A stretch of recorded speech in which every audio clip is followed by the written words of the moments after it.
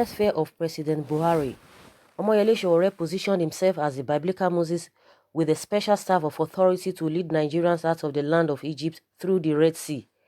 If you are an ardent follower of international politics, you must have noticed that there is a current wave of protests across several countries as experienced during the Arab Spring of 2010. From last year to the beginning of this year, Algeria, Sudan, Tunisia, Serbia, Cambodia, Albania, Russia, Somalia, Nicaragua, Venezuela, France, Brazil, Colombia, and others have had their own fair shares of protesters storming the streets to express their displeasure and loss of faith in government. At the later part of this year, Zimbabwe, Ukraine, Puerto Rico, United Kingdom, Hong Kong, Spain, Haiti, Chile, Peru, Argentina, Ecuador, Lebanon, Iraq, India, Egypt, Bolivia, Pakistan joined. Objectively speaking, these protests have been prompted by different factors varying from one country to another, but the commonest challenges most of these countries share are bad leadership, corruption, poor infrastructural facilities, and poor economy. The people feel betrayed by their leaders and the skewed system of government, hence the need to withdraw their signatures from the social contract of the basis of which the government is in existence. I have always argued over the years that the average citizen all over the world doesn't really care about politics as far as they are informed at the surface level. They are satisfied. Anybody who is interested in looking deeper into the power play involved, be be an academic, journalist, or an aspiring politician, gathering knowledge of how the system in his country works. But things change in a flash when certain negative economic policy that limits human progress and comforts are made.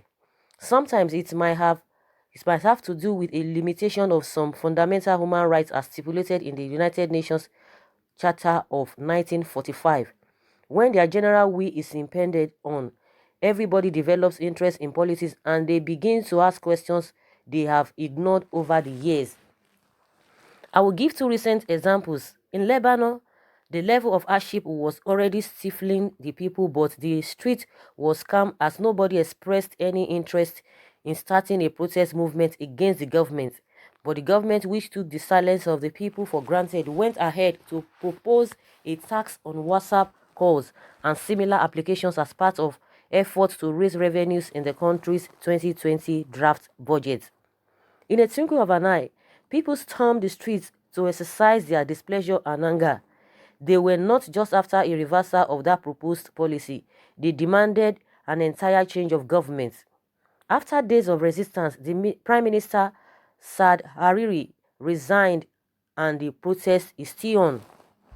Chile, whose economy has been witnessing a downturn, increased the train fare, and just like a fire outbreak, a political turmoil started. The people left, they have had enough, and it was time to enforce a radical change in government. The city of Hong Kong, which is being controlled by China, made a costly mistake that its chief executive, Carrie Lam, will forget forever regret. It proposed a bid to extradite offenders from the city to mainland China for trial, and everything changed. The protest has been on for about 5 months, and this has driven the city, known for its beautiful, into economic recession. Now, let's take the story back home and see how it affects Nigeria. With the level of economic hardship in Nigeria, poor infrastructural facilities, high cost of living, corruption, security breaches, and lack of opportunities amidst other grave challenges, one wonders why the country's population of over 200 million is as cold as a dog's nose. How come the people have failed to realize the real power in the democratic dispensation rests in their hands and not the elderly politicians walking around on wobbly legs? They are not fools. They only need a torch bearer to lead. It's a cause of the brave individual that will bail the cat, and Nigeria, which is battling with the resource cost just like Iraq, would boil. Over 300 protesters have been killed in Iraq, thousands injured by security operatives, and the people are not backing down. A similar case of the resilience of protesters has been shown in Chile, where the security operatives have been shooting directly at the faces of protesters. According to the New York Times, about 180 protesters have been partly blinded. The number is rising and the people have been resolute in the struggle.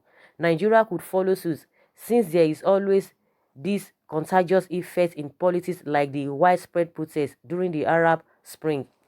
Omoyele Sowore, the founder of Sowore Reporters and a pro-democracy activist, positioned himself as the biblical Moses with the special staff of authority to lead Nigerians out of the land of Egypt through the Red Sea. Sowore didn't hide his modus operandi, which were to an extent reckless and questionable. He was vocal about it, and this ended up being a costly mistake. Buhari knows things were about to go out of control with the organized days of rage protest. He swiftly weakened the group by arresting the head before the massive indoctrination process was complete. This is the same way America weakens terrorist groups by killing their leader, e.g., Al-Qaeda under Osama bin Laden. In my previous article on this topic, which I centered on the decline of democracy across the world, I predicted a rough and tough time for Sowore, even after being granted bail by the court. The Department of State Security has refused to release him, and he has embarked on hunger strikes to force his freedom. It might be hard to believe, but Sowore is now occupying the living room in Buhari's head, rent-free. Buhari knows Sowore could start an uprising that could bring down his government. With the anger being suppressed by Nigerians who are now seeing the country like the biggest prison in the world, Sowore would have been perplexed about the outcome of the movement he was about to start. Buhari knows this, and it has become the greatest fear. I pray this administration focuses on governance and not politics, so as to address any catalyst of a future national protest that could threaten peace, progress, and security in Nigeria. It's just a matter of time. Another Sowore could rise up if things refuse to change. Sowore, whose talk has risen since his arrest and detainment, has planted seeds in the hearts of people, and they are sprouting already. It's just a matter of time. Wow, this is a very great article, and this is news is from a Tory News, and this is what the article has been able to let us know, and which the writer really said a lot about this whole thing. And one thing is that a lot of people, I just want to buttress with what this writer said. It's really kudos to the writer. And one thing is that because of a lot of people are not really interested in politics. When you talk about politics, no, politics is a dirty game and all of that. Majority of people that have come in contact with, they always say, if they had known, if they had paid attention to policies in Nigeria, they would have been able to made their own decision. They would have made their own decisions on time, because they were believing that, oh, it's going to be fine, it's going to be fine, it is my country, it is my country. And that was why you saw a lot of people left. A lot of people couldn't cope. Like I always say, level of tolerance differs. What you can take is not what somebody will be able to accommodate.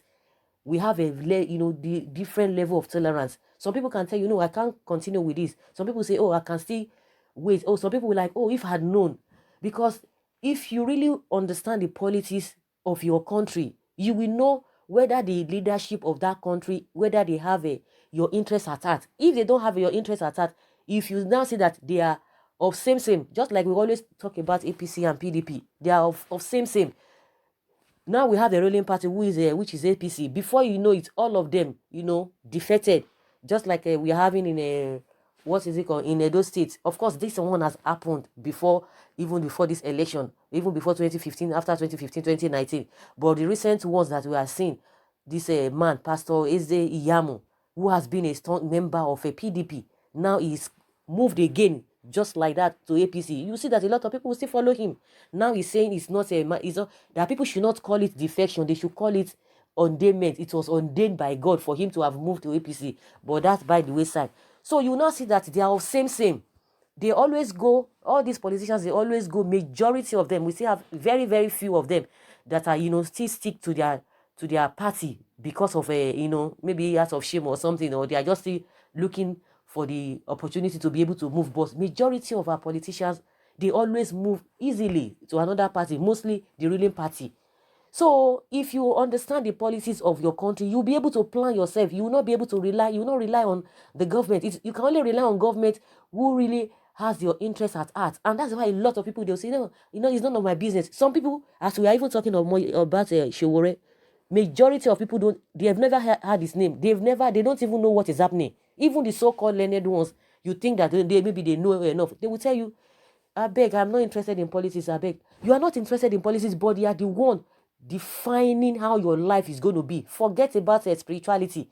They are the one that will define how your life is going to be. Because you wouldn't know, or not to those people, because you'll be complaining, oh, things are this and that. But because of the people who are there, because they are not taking the right decisions and it's affecting you, but you have not known it. It doesn't matter you have to go and join party A or party B or party C. No, just for you to be aware of what is happening. Because a lot of people are not aware of what is happening. They don't even know what to say. They don't even know where to start from. They don't even know who to hold responsible.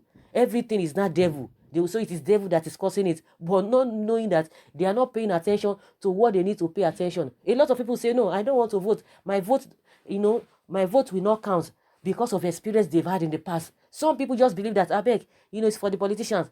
You will not go and take decision because they always say it is your right. It's your civic right. But people don't know. But would you blame them? No, you can't really blame them. So just like what this writer is talking about, that, it's been happening for some time now. And the fear and the government quickly saw that. And they knew quite all right that as Omoyele Sowore was going about the whole thing that time, everything might, it will be red for them. And that was why they quickly arrested him and began to use, bigger charges against him, that is treason felony. He wanted to uproot, so he wanted to remove the sitting government. At the end of the day, that is what they are now using as a yardstick because of the word of revolution that is now used. They are capitalizing on that. Of course, these people, the lawyers, will be able to